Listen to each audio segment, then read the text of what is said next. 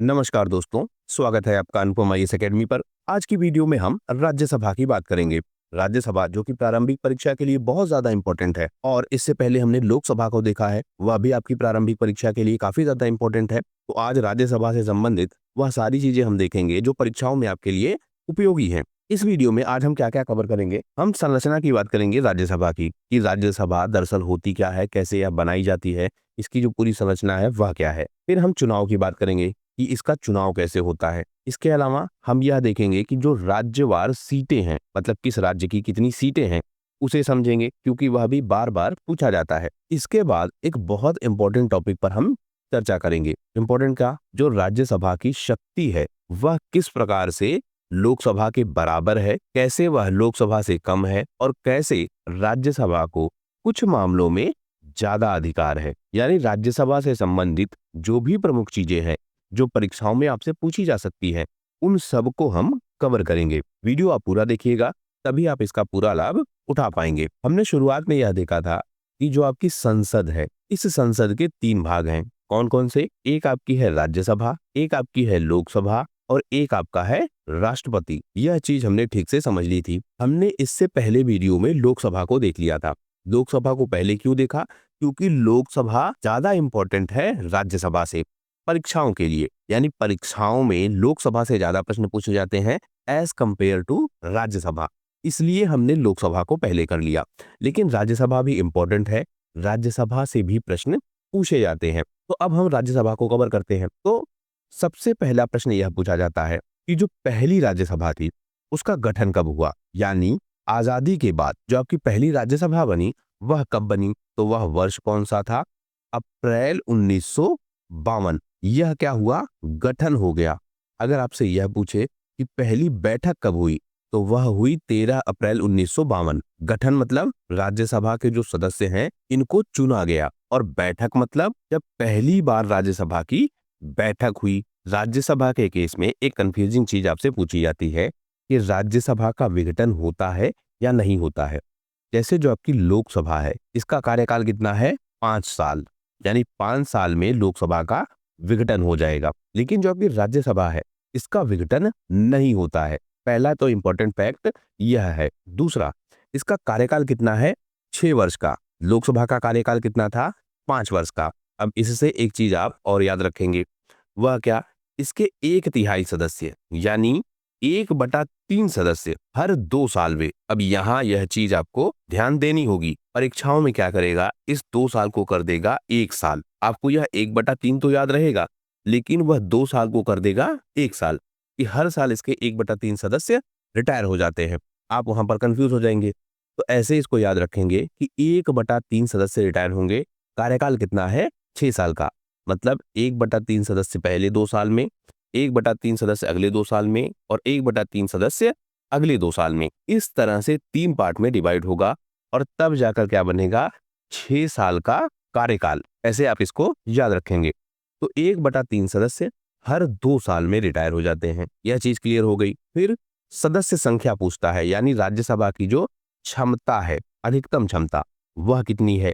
तो वह कितनी है? 250। इसमें से जो 238 सदस्य हैं वह चुनाव द्वारा आएंगे, और जो आपके 12 सदस्य बचे, इन सदस्यों को कौन चुनेगा? राष्ट्रपति। जैसे लोकसभा में व्यवस्था क्या थी? 2 सदस्य चुनता था राष्ट्रपति, एंग्लो इंडियन, लेकिन उस व्यवस्था को भी समाप्त कर दिया गया। लेकिन जो आपकी राज्यसभा है इसमें यह व्यवस्था अभी भी बनी है। 12 सदस्यों को चुनता है कौन? राष्ट्रपति। यह 12 सदस्य कौन होंगे? शिक्षा के क्षेत्र से, साहित्य के क्षेत्र से या अन्य विभिन्न क्षेत्रों से। तो 12 सदस्यों का राष्ट्रपति द्वारा चुनाव किया जाता है, यानी उनको मनोनीत किया जाता है। इसके बाद आपसे यह पूछेगा कि जो आपकी राज्यसभा है इसका चुनाव कैसे होता है, यानी राज्यसभा के जो आपके सदस्य हैं वह चुने कैसे जाते हैं। तो आपको याद रखना चाहिए, भारत में राज्य हैं और राज्य में क्या है? विधानसभा। विधानसभा से चुने जाते हैं क्या? विधायक। और हर राज्य की राज्यसभा में क्या है? सीट है। और यह सीट कैसे होगी? जनसंख्या के अनुपात में। अब आप इसको ऐसे समझिए, जितने भी आपके राज्य हैं, मान लेते हैं आपका उत्तर प्रदेश है, तो उत्तर प्रदेश की एक जनसंख्या है और राज्यसभा की कुल सीटें कितनी है? 250, जिसमें से 238 पर चुनाव होता है। तो राज्यसभा में जो आपका उत्तर प्रदेश है इसको अपनी जनसंख्या के अनुपात में क्या मिलेगा? सीटें मिलेंगी, और वह सीटें कितनी हैं? 31 सीटें हैं। तो उत्तर प्रदेश की राज्यसभा में कितनी सीटें हैं? 31 सीटें हैं। सबसे ज्यादा है। क्यों है? क्योंकि उत्तर प्रदेश की जनसंख्या सबसे ज्यादा है, और भारत में यही व्यवस्था है कि जनसंख्या के अनुपात के हिसाब से क्या मिलेगा? राज्यसभा में सीटें।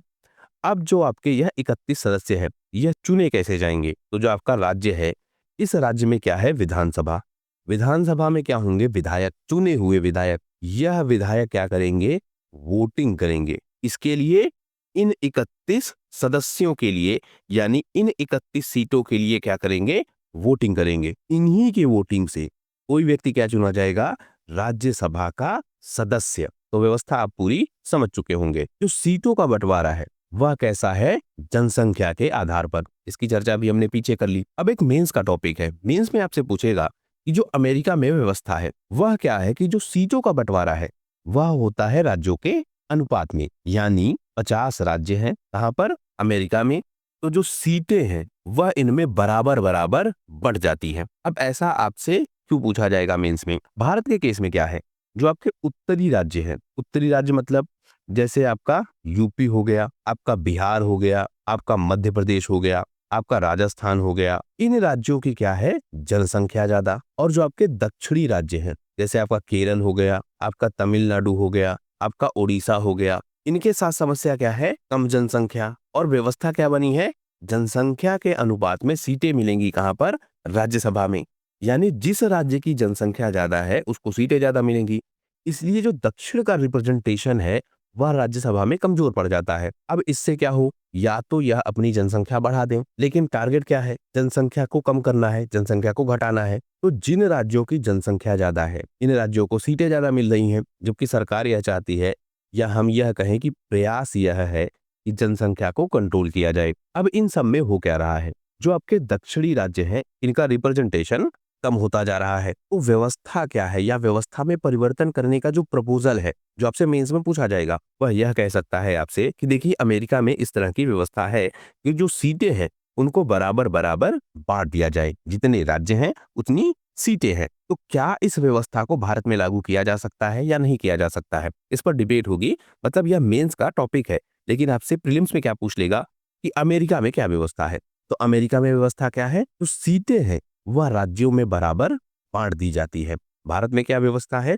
जनसंख्या के अनुपात में सीटें बांटी जाती हैं। उसके अलावा जो आपके संघ राज्य क्षेत्र हैं, इनमें से जो आपकी दिल्ली है और जो आपकी पुडुचेरी है, यानी यहीं पर क्या है? विधानसभा। संघ राज्य क्षेत्रों में जो दो क्षेत्र हैं, एक आपका दिल्ली और एक आपका पुडुचेरी, यह क्या है? विधानसभा के साथ। इसलिए इनका रिप्रेजेंटेशन भी कहाँ है? राज्यसभा में। जो बाकी बचे 5 संघ राज्य क्षेत्र है, इनकी एक तो जनसंख्या कम है, दूसरे यहाँ पर विधानसभा भी नहीं है, यानी चुनाव कैसे होगा उसकी व्यवस्था भी नहीं है। तो इस वजह से हम देखते हैं कि जो यह 5 अन्य यूनियन टेरिटरीज हैं, इनका रिप्रेजेंटेशन नहीं है कहाँ पर? राज्यसभा में। तो संघ राज्य क्षेत्रों में दिल्ली और पौंडीचेरी का रिप्रेजेंटेशन है कहाँ पर? राज्यसभा में। तो यह राज्यसभा का पूरा स्ट्रक्चर हो गया। अब हम यह देख लेते हैं कि जो राज्यसभा के सदस्य हैं, इनके लिए योग्यता क्या है। लोकसभा में हमने देखा था कि 25 साल की एज चाहिए होती है। यही मुख्य अंतर है किसमें? लोकसभा में और फिर राज्यसभा में। 25 साल चाहिए किसके लिए? लोकसभा के लिए। राज्यसभा के लिए कितनी चाहिए? 30 साल। तो राज्यसभा का कार्यकाल बढ़ा है कितना? 1 साल का। इसकी तुलना में, लोकसभा की तुलना में जो सदस्य हैं, इनकी जो एज है, मिनिमम एज, वह कितनी है? 5 साल ज्यादा। यानी यहाँ पर है 25 साल और यहाँ पर कितनी है? 30 साल। यह अंतर आप ध्यान रखेंगे। अब एक व्यवस्था और थी, जैसे कोई राज्यसभा का चुनाव लड़ना चाहता है, तो वह किस क्षेत्र से चुनाव लड़ सकता है? यानी मान लेते हैं कि कोई उत्तर प्रदेश का व्यक्ति है, तो क्या वह मध्य प्रदेश की राज्यसभा सीट से चुनाव लड़ सकता है? अब यह व्यवस्था है। यहां पर होता क्या था? क्योंकि जो आपकी राज्यसभा की सीटें हैं, या हम कहें कि जो राज्यसभा के सदस्य हैं, इनको चुनेगा कौन? इनको चुनेंगे विधायक। और विधायक का मतलब बहुमत जिसका होगा विधानसभा में, वहां से सदस्य चुना जाएगा। तो मान लेते हैं कि एक्स पार्टी की सरकार है मध्य प्रदेश में, लेकिन जो सदस्य है उसका, वह कहाँ का है? उत्तर प्रदेश का। और यह चुनाव लड़ना चाहता है, यानी राज्यसभा में सीट चाहता है। तो व्यवस्था क्या थी? 2003 तक यह व्यवस्था थी कि यह जो ए व्यक्ति है, यह उत्तर प्रदेश से ही चुनाव लड़ सकता है। यानी जिस राज्य का वह निर्वाचक है, यानी जिस राज्य में उसका वोटिंग लिस्ट में नाम है। अगर उत्तर प्रदेश की लिस्ट में नाम है तो वह उत्तर प्रदेश से ही राज्यसभा की सीट पर चुनाव लड़ सकता था। लेकिन 2003 में इस व्यवस्था को बदला गया। अब वह व्यक्ति किसी दूसरे निर्वाचन क्षेत्र से भी, यानी उत्तर प्रदेश का व्यक्ति मध्य प्रदेश से भी चुनाव लड़ सकता है। 2003 तक क्या व्यवस्था थी? जिस राज्य का वह व्यक्ति है, यानी जिस निर्वाचन क्षेत्र का वह पंजीकृत मतदाता है, वहीं से चुनाव लड़ सकता है। व्यवस्था बदली गई और 2003 से यह बाध्यता समाप्त कर दी गई। अब कोई भी व्यक्ति, यानी कोई भी पंजीकृत मतदाता, भारत में वह पंजीकृत होना चाहिए। यहां भी आप ध्यान रखेंगे, आपसे क्या करेगा कि कोई भी चुनाव लड़ सकता है, तो कोई भी नहीं लड़ सकता है। जिसका नाम होना चाहिए कहां पर? वोटिंग लिस्ट में, एटलीस्ट किसी एक जगह पर, वही व्यक्ति क्या कर सकता है? चुनाव लड़ सकता है। तो पंजीकृत मतदाता होना चाहिए, किसी भी क्षेत्र का होना चाहिए, यानी भारत में किसी भी क्षेत्र का होना चाहिए, वह चुनाव लड़ सकता है। किसका? राज्यसभा का। इसके साथ साथ जो 2 साल की सजा वाला प्रावधान था, यानी ऐसा कोई अपराध ना किया हो जिसके लिए उसे 2 साल से ज्यादा की सजा मिल चुकी हो। अब यहां भी अंतर है, एक केस चल रहा हो, दूसरा सजा मिल चुकी हो। अगर सजा मिल चुकी है तब यह प्रावधान लागू होगा। केस चलने के केस में, यानी जब केस चल रहा हो उस समय यह प्रावधान लागू नहीं होगा। तो किसी भी अपराध के लिए अगर उसको 2 या 2 से अधिक साल की सजा मिली है तो वह चुनाव नहीं लड़ सकता है। यह व्यवस्था भी हमने समझ ली। अगर कोई विवाद होता है, इस केस में जो सदस्य है, इनके चुनाव के समय इनकी योग्यता को लेकर कोई विवाद होता है, तो उस विवाद को निपटाएगा कौन? राष्ट्रपति। यानी राष्ट्रपति अंतिम रूप से वह व्यक्ति है जो राज्यसभा के सदस्यों के चुनाव से संबंधित जो विवाद हैं उनको निपटाएगा, लेकिन अकेले नहीं निपटाएगा। जो आपका निर्वाचन आयोग है, इलेक्शन कमीशन है, उसकी सहायता से और उसकी जो सिफारिशें हैं उसके हिसाब से निर्णय लेगा और जो राज्यसभा के सदस्य हैं इनके विषय में फैसला करेगा। तो यह राष्ट्रपति की शक्ति है। अब आपका एक होता है उपसभापति। जैसे लोकसभा है तो लोकसभा में क्या होता है? इसका अध्यक्ष होता है और अध्यक्ष चुना कहां से जाता है? सदस्यों में से। फिर आपकी है राज्यसभा, इसका होता है सभापति और सभापति कौन होगा? उपराष्ट्रपति। यह व्यवस्था है। अब जो आपका उपसभापति है, यह कैसे चुना जाएगा? सदस्यों में से। जैसी व्यवस्था लोकसभा में है। तो सभापति कौन होगा? उपराष्ट्रपति। उपसभापति कौन होगा? सदस्यों में से ही चुना जाएगा। प्रथम उपसभापति कौन है? S.B. कृष्णामूर्ति राव। यह तथ्य आपसे पूछा जा सकता है। तो जो सदस्य है उनकी योग्यता क्या होनी चाहिए और जो स्ट्रक्चर है उसको पूरा हमने समझ लिया। अब हम देखते हैं, यहां से भी प्रश्न खूब बनते हैं, स्पेशली जो आपके मैच करने वाले क्वेश्चन हैं वह यहां से खूब बनते हैं। यानी आपसे क्या करेगा? किसी भी विधानसभा का नाम देगा और उस विधानसभा की जो सीटें हैं वह दूसरे कॉलम में देगा, फिर आपसे मैच कराएगा। यह ट्रेंड आपने जो अभी प्रीलिम्स परीक्षा हुई है PCS की, उसमें भी देखा होगा। तो इनको याद कैसे रखें, यह भी इंपॉर्टेंट है। सबसे इंपॉर्टेंट आपको यह याद रखना है कि सबसे ज्यादा सीटें हैं किसकी?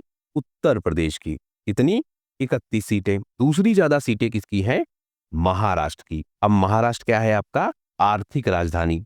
इसको आप ऐसे कनेक्ट करते चलिए। तो महाराष्ट्र क्या है? आर्थिक राजधानी। आर्थिक राजधानी होने की वजह से, मतलब याद करने के लिए हम एक समझ रहे हैं, तो आर्थिक राजधानी है तो दूसरी सबसे ज्यादा सीटें किसकी हैं? महाराष्ट्र की। तीसरा है आपका तमिलनाडु। महाराष्ट्र के नीचे है तमिलनाडु और तमिलनाडु की सीटें कितनी है? महाराष्ट्र से एक कम, यानी कि 18। अब जो आपका बिहार है और जो आपका पश्चिम बंगाल है, इसकी सीटें क्या है? बराबर हैं। कितनी सीटें हैं? 16 सीटें हैं। फिर जो आपका बिहार है और बंगाल है, इनमें एक कनेक्शन है। कनेक्शन क्या है? बिहार का एक बड़ा हिस्सा बंगाल में पहले शामिल था, इसको काटा गया, मतलब इसको अलग किया गया। तो पश्चिम बंगाल और बिहार से कम सीटें किसकी हैं? कर्नाटक की। और कितने टुकड़ों में काटा गया? 4 टुकड़ों में। तो सीटें कितनी कम हुई? 4। तो कर्नाटक की सीटें कितनी हैं? 12। यह आपको याद रखना होगा।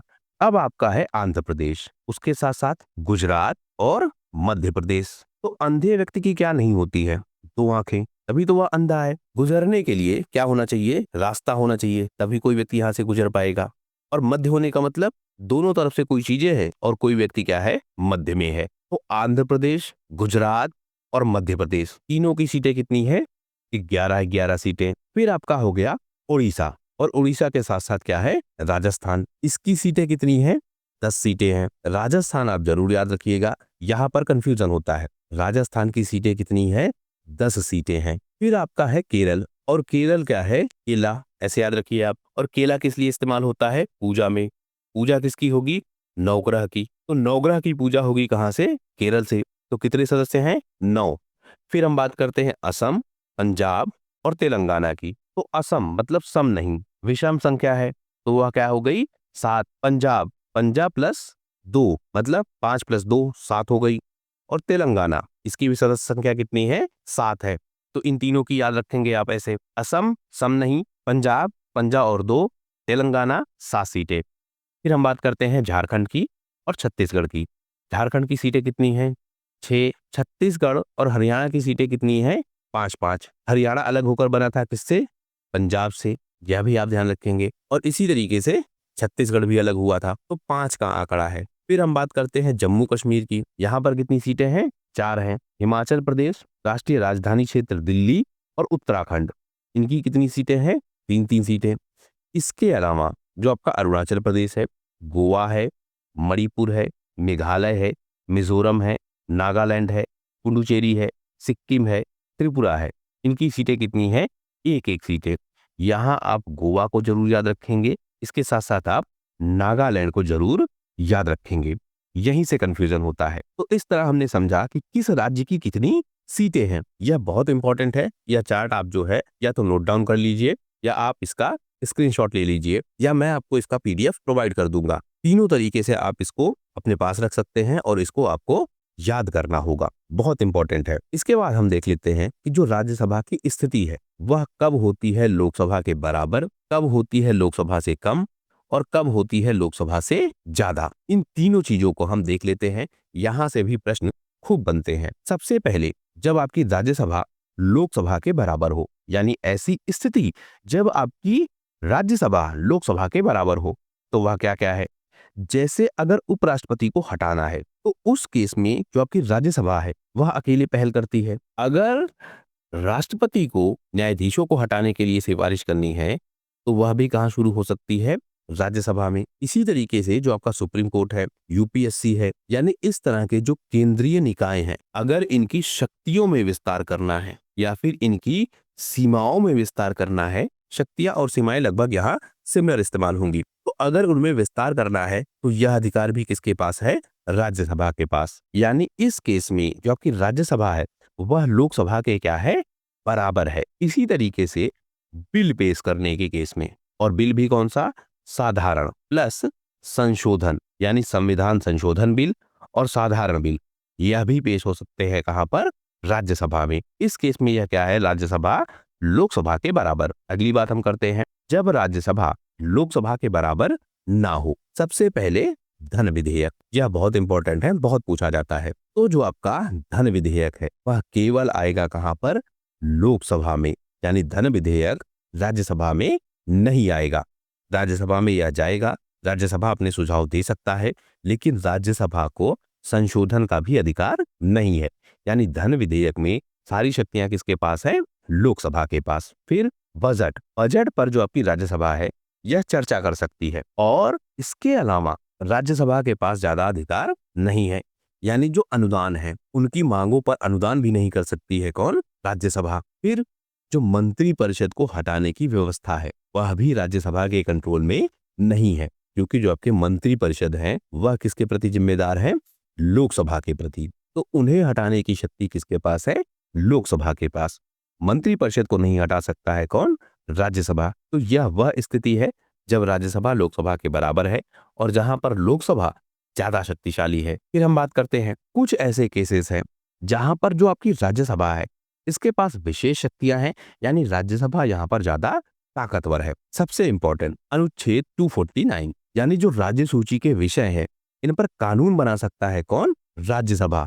इसको आप ऐसे समझिए, 3 सूचियां हैं, एक आपकी है संघ सूची, एक आपकी है राज्य सूची और एक आपकी है समवर्ती सूची। राज्य सूची पर कानून कौन बनाएगा, राज्य बनाएगा।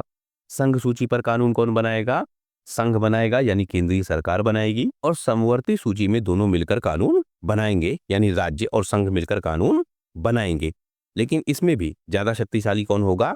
संघ होगा। लेकिन व्यवस्था क्या है आर्टिकल 249 में? जो यह राज्य सूची के विषय हैं, इन पर अगर कानून बनाना है तो यह काम भी कौन कर सकता है? राज्यसभा। यहां आप कंफ्यूज होंगे, इससे लोकसभा से। आपको प्रश्न में ऐसा दे देगा कि जो आपकी लोकसभा है वह राज्य सूची के विषयों पर कानून बना सकती है किसी विशेष स्थिति में। लेकिन आपको याद क्या रखना है कि लोकसभा नहीं बल्कि राज्यसभा यह कानून बना सकती है। और प्रावधान कहाँ है? अनुच्छेद 249 में। और यह कानून बनेगा कैसे? राज्यसभा में इसके लिए बहुमत होना चाहिए। यानी राज्यसभा किसी कानून को तभी बना सकती है, किसके लिए? राज्यों के लिए, जब इसको पास किया जाए 2/3 बहुमत से। और किस आधार पर किया जाना चाहिए? राष्ट्रीय हित में। यानी ऐसा कोई मुद्दा है जो राष्ट्रीय हित में बहुत ज्यादा जरूरी है, तो आपकी राज्यसभा राज्य सूची के विषयों के कानूनों को भी बना सकती है। और यह प्रावधान संविधान के अनुच्छेद 249 में दिया गया है, यह याद रखना होगा आपको। फिर इससे होता क्या है? जो आपकी संघीय सरकार है वह हो जाती है ज्यादा शक्तिशाली। मतलब यह केंद्र को ज्यादा शक्तिशाली बनाता है। यह भी प्रावधान पूछे जाते हैं कि यह कौन से निम्न प्रावधान है जो केंद्र को ज्यादा शक्तिशाली बनाते हैं। तो अगर राज्य सूची के विषयों पर कानून बनाने की शक्ति राज्यसभा के पास आती है तो इससे जो केंद्रीय सरकार है वह क्या होती है? ज्यादा मजबूत होती है। क्वेश्चन को अगर टफ बनाना होगा तो आपसे क्या कहेगा कि अनुच्छेद 249 केंद्र को कमजोर बनाता है या फिर केंद्र को मजबूत बनाता है? तो यहां पर भी आप ध्यान रखेंगे। अब ऐसा कोई कानून बन गया, यानी राज्यसभा ने ऐसा कोई कानून बना दिया जो राज्य सूची के विषय का था। इस केस में यह कानून कितने समय के लिए वैलिड होगा? तो यह कानून एक बार में 1 साल के लिए क्या होगा? वैलिड होगा। क्योंकि इसे बनाया क्यों गया था? कोई विशेष महत्व की चीज थी, यानी राष्ट्रीय हित में कोई चीज बहुत महत्वपूर्ण थी, इसलिए इस कानून को बनाया गया था। तो यह वैलिड कब तक रहेगा? 1 साल के लिए। फिर दूसरा प्रावधान अनुच्छेद 312, यानी जो अखिल भारतीय सेवाएं हैं, जैसे 3 अखिल भारतीय सेवाएं हैं, एक आपका आईएएस, एक आपका आईपीएस और एक आपका आईएफएस। आईएफएस मतलब फॉरेन सर्विस नहीं बल्कि फॉरेस्ट सर्विस, यह आपको ध्यान रखना होगा। तो यह तीनों क्या है? अखिल भारतीय सेवाएं। ऐसी अगर आपको और अधिक अखिल भारतीय सेवाएं बनानी है, जिसकी समय समय पर मांग भी होती रहती है, तो ऐसी और अधिक अगर अखिल भारतीय सेवाएं बनानी है तो यह शक्ति भी किसके पास है? राज्यसभा के पास। और किससे? अनुच्छेद 312 से। तो यह भी क्या है? राज्यसभा की विशेष शक्ति। इसके लिए क्या होना चाहिए? 2/3 बहुमत। यानी 2/3 बहुमत कहाँ चाहिए था? जब राज्य सूची के विषय पर कानून बनाए। और 2/3 बहुमत और कब चाहिए? जब अखिल भारतीय सेवाओं का निर्माण किया जाए। इसी के आधार पर भारतीय वन सेवा यानी आईएफएस बनाया गया था। तो यह विशेष शक्ति हो गई। आगे हम देखें, आपातकाल की जो घोषणा है, इसकी मंजूरी की शक्ति भी किसके पास है? राज्यसभा के पास। लेकिन कब? जब लोकसभा भंग हो। और अनुच्छेद कौन सा है? 352। व्यवस्था क्या है? अगर लोकसभा अपने कार्यकाल में ना हो, यानी या तो इसका जो कार्यकाल है वह क्या हो गया हो? समाप्त हो गया हो, या किसी भी तरीके से जो आपकी लोकसभा है वह भंग हो चुकी हो, तो उस केस में जो आपातकाल है अनुच्छेद 352 के तहत वह घोषित किया जा सकता है। किसके द्वारा? राज्यसभा के द्वारा। यह भी राज्यसभा की विशेष शक्ति है। लेकिन जब लोकसभा का पुनर्गठन होगा, अब देखिए लोकसभा क्योंकि अपने कार्यकाल में नहीं था, वह भंग थी, इस वजह से राज्यसभा ने क्या किया? आपातकाल की घोषणा की। आपातकाल घोषित हो गया। आपातकाल घोषित होने के बाद 2 चीजें हैं। एक, यह आपातकाल कितने समय के लिए रहेगा, पहली चीज। दूसरी चीज, जब लोकसभा गठित हो जाएगी, यानी राज्यसभा ने ऐसा क्यों किया? क्योंकि लोकसभा भंग थी। तो जब लोकसभा गठित हो जाएगी, इसके बाद क्या होगा? यानी आपातकाल घोषित कर दिया किसने? राज्यसभा ने। क्यों घोषित किया? क्योंकि लोकसभा भंग थी, इसलिए राज्यसभा ने यह काम अकेले किया। अब जब लोकसभा गठित हो जाएगी तब क्या होगा? दूसरा, जो यह आपातकाल घोषित किया है किसने? राज्यसभा ने अकेले, यह कब तक के लिए वैलिड होगा? 2 प्रश्न है। तो जब लोकसभा का गठन होगा, यानी नई लोकसभा बन जाएगी, उसके 30 दिन के भीतर क्या करना होगा? इस आपातकाल को मंजूरी दिलवानी होगी। यानी लोकसभा भी पास करे कि आपातकाल वैलिड है, तो लोकसभा की मंजूरी मिलनी चाहिए कब? 30 दिन के अंदर। पहला प्रावधान। दूसरा प्रावधान, 6 महीने तक यह प्रभावी रहेगा। मतलब अगर लोकसभा भंग है, राज्यसभा ने अकेले आपातकाल की घोषणा कर दी, तो 6 महीनों के अंदर चुनाव होकर लोकसभा का गठन भी होना चाहिए। इसीलिए यह प्रावधान है 6 महीने वाला, और 6 महीने तक यह आपातकाल वैलिड रह सकता है। 6 महीने के अंदर चुनाव होगा, लोकसभा का गठन होगा, और लोकसभा के गठन के बाद 30 दिनों के भीतर लोकसभा को इसे मंजूरी देनी होगी, तभी यह आपातकाल चलेगा। और अगर ऐसा नहीं होता है, यानी लोकसभा 30 दिनों में मंजूरी नहीं देती है, उस केस में क्या होगा? आपातकाल अपने आप क्या हो जाएगा? समाप्त हो जाएगा। यह प्रावधान भी है। तो आपातकाल की जो व्यवस्था है उसको भी आप ठीक से समझे रहिए। फिर व्यवस्था क्या है? उपराष्ट्रपति को हटाना, अनुच्छेद 67 के तहत। यह भी किसकी विशेष शक्ति है? राज्यसभा की। यानी उपराष्ट्रपति को केवल कौन हटा सकता है? राज्यसभा। क्यों? क्योंकि यह राज्यसभा का क्या है? सभापति। तो उपराष्ट्रपति को भी कौन हटाएगा? राज्यसभा। अनुच्छेद कौन सा है? 67। इसे हटाने का प्रस्ताव कहां आएगा? राज्यसभा में। यह व्यवस्था पास करने के लिए क्या होना चाहिए? बहुमत होना चाहिए, और सहमति भी ली जाती है किसकी? लोकसभा की। लेकिन बहुत ज्यादा मैटर नहीं करती है, ज्यादातर शक्ति किसके पास है?